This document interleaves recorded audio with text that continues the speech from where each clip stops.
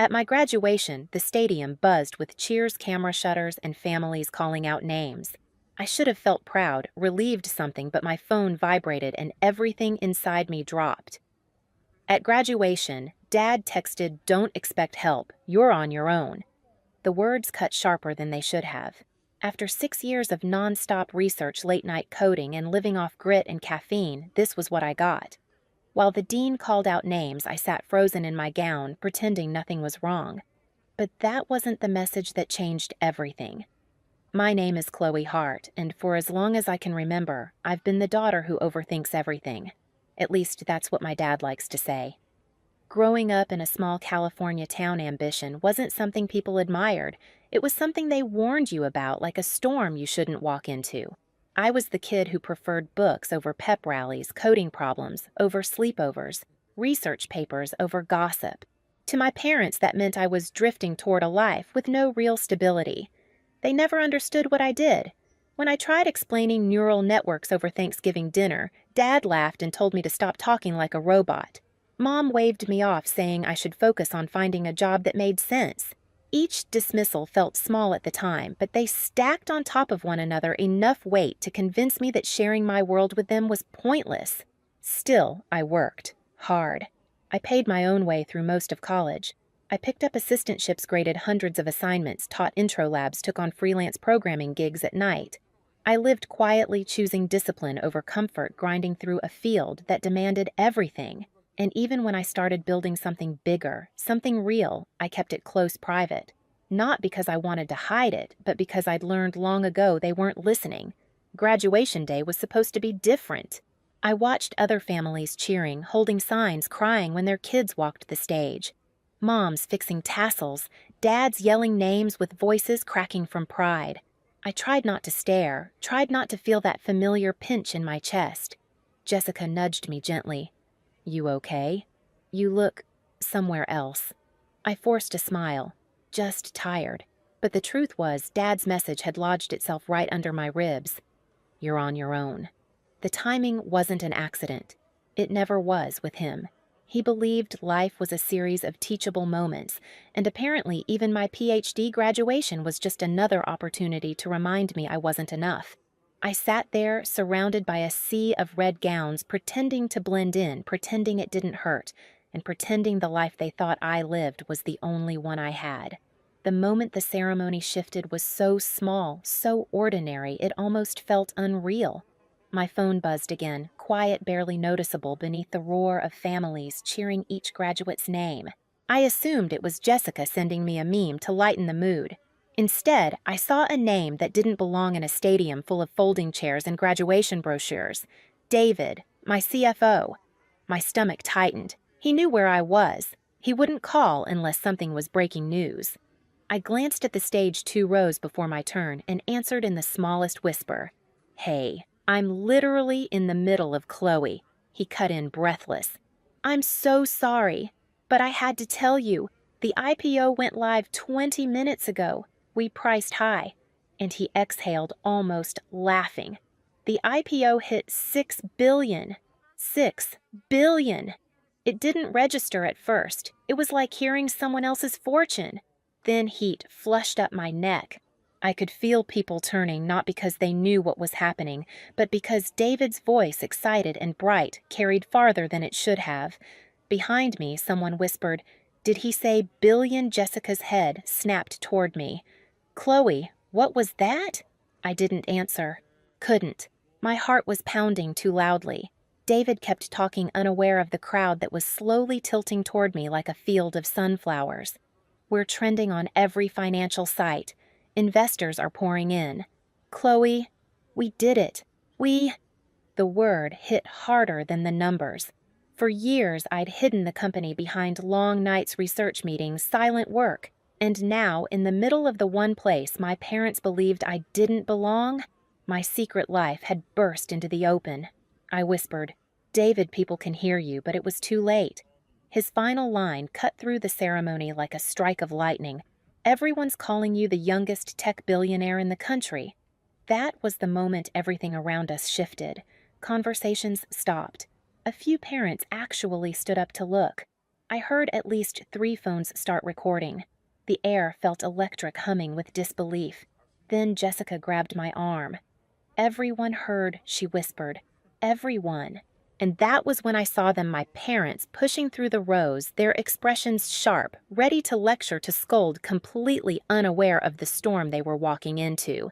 If Dad's text had cut me earlier, what was coming next would slice through everything he thought he understood about me. They were still 20 feet away when my phone buzzed again, louder this time, as if the universe had decided subtlety was overrated. I didn't want to answer, not with half the stadium already staring at me, but the name flashing across the screen wasn't one I could ignore. Maria, our head of PR. I brought the phone to my ear, turning slightly so my parents wouldn't see the panic rising in my face. "Maria now really isn't Chloe. I know you're at graduation, but listen," she said, her voice clipped and urgent. "Every major outlet is requesting interviews. Business Daily wants a sit-down tonight. We've already been contacted by morning shows. Your name is everywhere." My breath hitched. "Maria, keep your voice down," but she didn't. "They're calling your valuation unbelievable. 6 billion and climbing. This is historic." A ripple of gasps moved through the rows around me. Jessica pressed a hand over her mouth. "Chloe!" They heard her too. Mom and Dad were close enough now that I could see the lines tightening around Dad's eyes, that familiar storm-brewing expression he wore when he was gearing up to set me straight. He had no idea the ground beneath him was about to disappear. Maria continued, her voice spilling into the open air like a confession dropped in church. "You're going to need to approve statements. Your inbox is exploding. Multiple universities want partnerships. This is huge, Chloe." I closed my eyes for a moment, not to block the noise, but to process how fast my 2 lives were colliding. The private world I'd built in silence, brick by careful brick, was no longer private. My parents, the last people I wanted hearing any of this out loud, were now stepping directly into the fallout. I forced a thin whisper. "Maria, I'll call you back." But when I lowered the phone, people were still staring. Phones still pointed. Some were even smiling, excited to witness a story they'd probably repeat for years. I was there when... And my parents. They stood barely 2 feet away now. Mom looked thrown off balance, scanning the faces around us. Dad's expression was harder, confused, irritated, trying to piece together what he'd just walked into. "Chloe," he said sharply, "what on earth is going on? Why are people looking at you like that?" For the first time, I didn't shrink under the weight of his voice, because for the first time, he wasn't the one holding the narrative. Dad's voice sliced through the noise, sharp and impatient. "Chloe, answer me." "What is happening?" Dozens of eyes flicked between us, waiting. The stadium around us buzzed with a strange mix of excitement and confusion, like people sensing a storm but not knowing where the lightning would hit. I stood slowly smoothing the front of my gown, trying to steady the tremor beneath my ribs. "Maybe we should talk later," I said quietly. Dad scoffed. "No. We'll talk now." His voice rose enough that a few people turned again. "You storm off to get a PhD no one asked for and expect us to applaud. And now you're causing a scene at your own graduation." Jessica inhaled sharply beside me. Mom shifted uncomfortably but didn't intervene. It was always like this. Dad spoke. Mom fell in line, and I learned to swallow my explanations whole. Not today. Before I could answer, my phone buzzed again, loud, insistent. I almost ignored it, but the screen lit up with Maria's name again. Dad noticed. "Who keeps calling you?" he barked.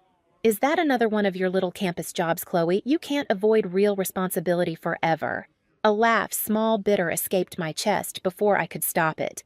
"Dad, that's not who's calling."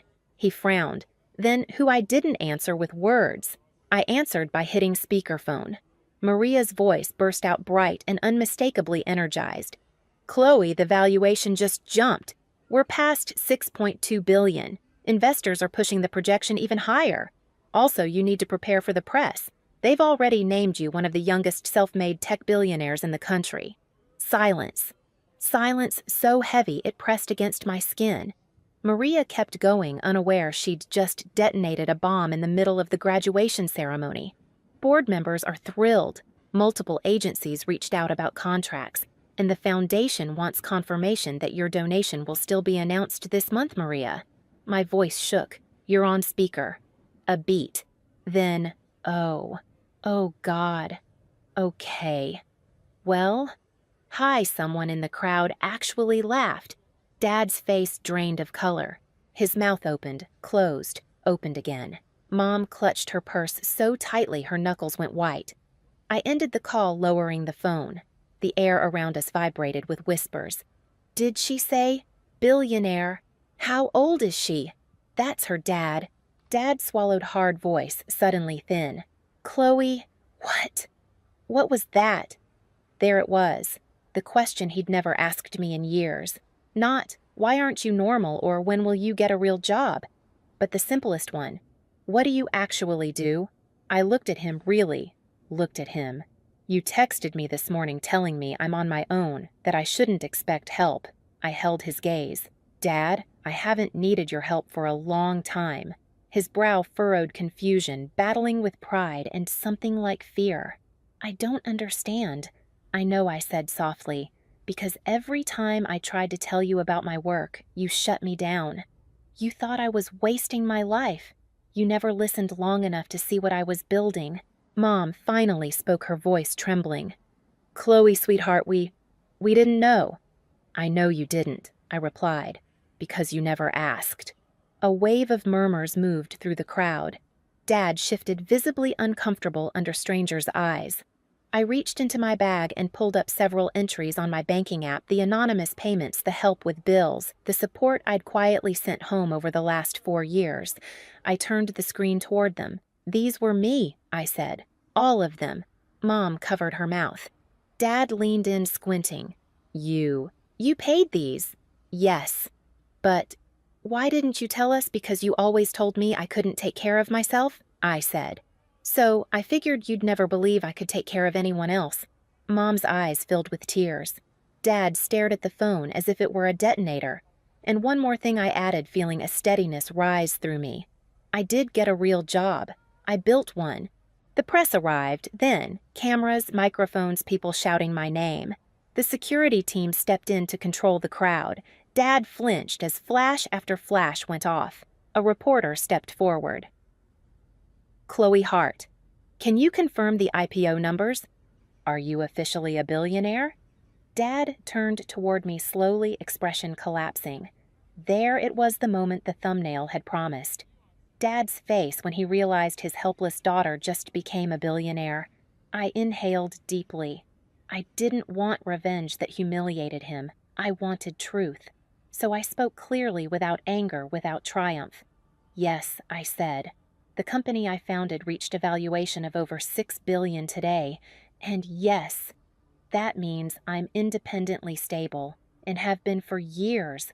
A collective gasp rolled across the graduates nearby. The reporter pressed forward. And your parents? How do they feel about your success? I could have said anything. I could have thrown them under the bus. But revenge isn't violence, it's clarity. They're here today, I said.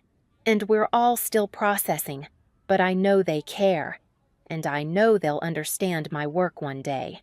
Mom started crying quietly. Dad's throat bobbed as he fought for words. Chloe, he whispered. I don't know what to say. You don't have to say anything right now, I replied.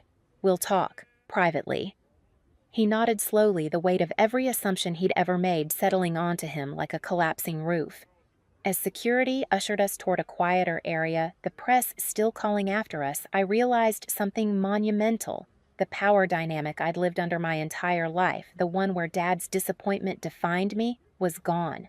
Not because I'd become a billionaire, but because truth finally had a voice louder than his judgment.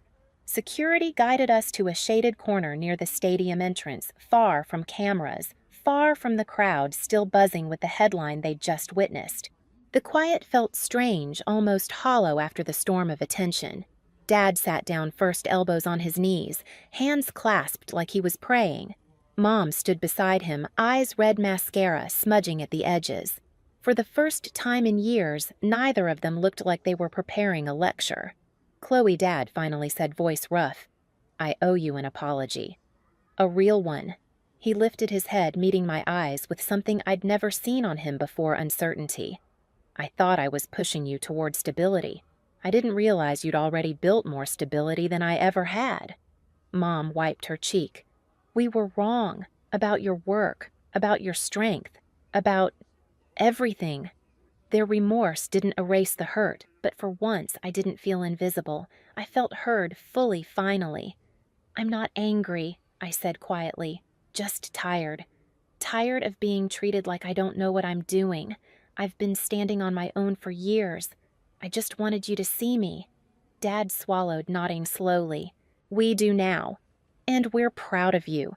Not because of the money, God, not that.